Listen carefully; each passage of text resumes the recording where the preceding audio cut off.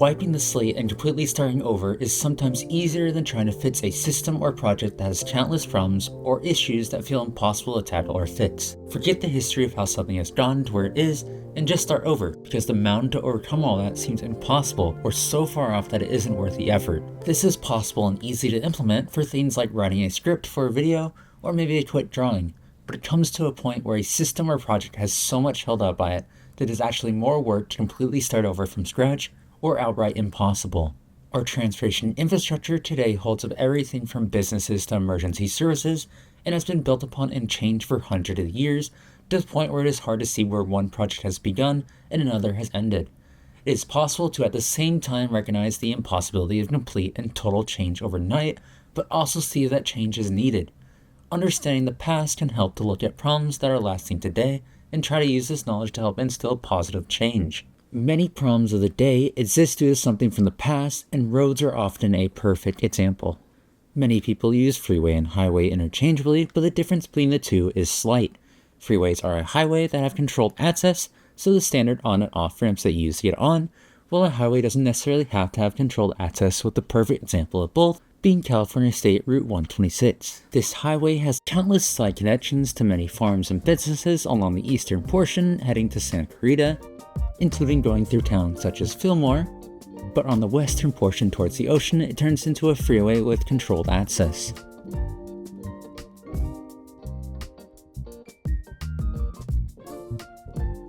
Many problems have been caused due to the history of this highway, both along the stretch of non-freeway portion and even into Santa Clarita.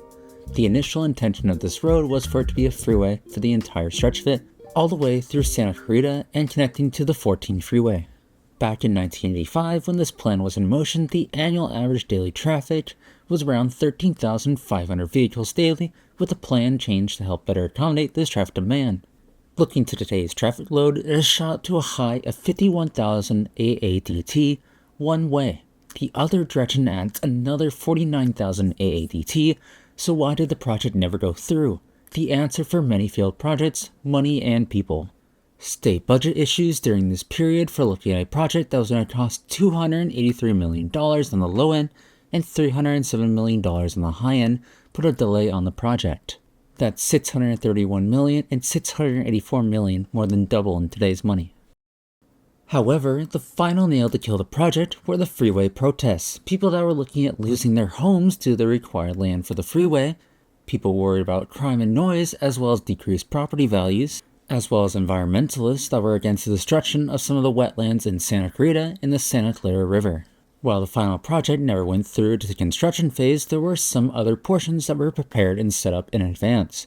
Some of this being on and off ramps onto the 14 freeway that were meant to connect to the 126 extension.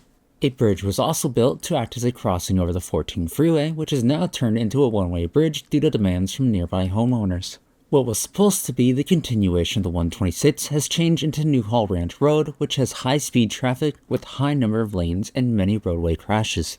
You can also see the end of the freeway portion near Santa Paula that shows what the planned freeway was meant to turn into. These are obvious large-scale stars from the plans that had never seen fruition, but those aren't the biggest issues with the 126 today.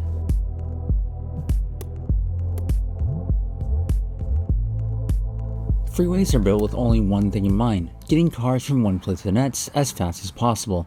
The 126 is built and drove on like a highway, but treated like a local road by new projects. Highways without restricted access are more lenient at what can be done on the road, with connections to farms going directly onto the roadway, allowing vehicles to cross all 3 lanes to reach the other side, leading to possible dangerous situations, especially with a high amount of vehicle traffic load and slow-moving trucks. Having large trucks being forced to turn on the highway from businesses, and in this case a landfill, can only lead to injury, especially with this number of trucks. This can be seen in the high fatality count for people not following right away and people using improper turning, accounting for almost 40% of the 63 fatalities in the past 12 years on the 126, with the rest being accounted for by mainly DUIs, unsafe speed, and people on the wrong side of the road.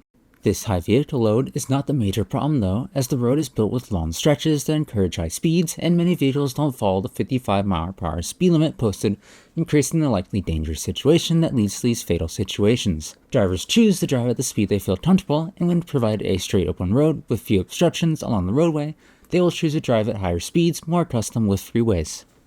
The dangers of turning traffic and unaware drivers crossing the middle median are not visible dangers to many drivers, increasing the comfortability beyond what is safe. These all require massive changes and large-scale roadway fixes. Either the choice of trying to turn it into an arterial with a roadway diet that adds trees along the sides, removes lanes from the road, adds a raised median, opting for more roadway separation, or even changing the structure of the roadway to add more curves to slow drivers down altogether. The alternative is to accept the state it is currently being used as and start restricting access and turning it into a freeway with higher speed limits but less points of conflict for accidents that remove the possibility of human error when turning onto the roadway. There are downsides to both, but neither is a required outcome, as both can work if done properly, or a combination of the two with the needs of both separated into separate roadways based on the area, similar to how it is already done in Santa Paula. The problem arises when design tries to have the best of both worlds, both speed/movability and local usage. The most dangerous aspect of the road you may have noticed in some of the footage is the addition of a bike lane with minimal buffer, which has only been added in the past 15 years. This is not safe, not based on the comfortability of the bikers, not based on the speed of the traffic, and especially not safe for the number of cars that drive on this road daily. I'll dive into the absurdity of this addition further in a different video. However, I thought it important to mention with how some of these bike lanes have been added as recently as a year ago and very obviously see little usage. The major takeaway that I want you to take from the 126 is when you look at the roads around you and think, why would anyone think that was a good idea? It is typically based on something in the past that made sense, some design base that is no longer seen as safe today, or a city or the state forced into a design change by community demand or need voiced. Lasting impacts from roadway decisions that have led to situations like Blood Alley on the 126, where many have lost their lives, large dangerous high-speed roads in Santa Clarita, where many cars on the 126 lead out to, and many being taken advantage of by this roadway design by local police ticketing people driving on the road in a way that it was built to be driven on. Seeing a problem is the first step to addressing it.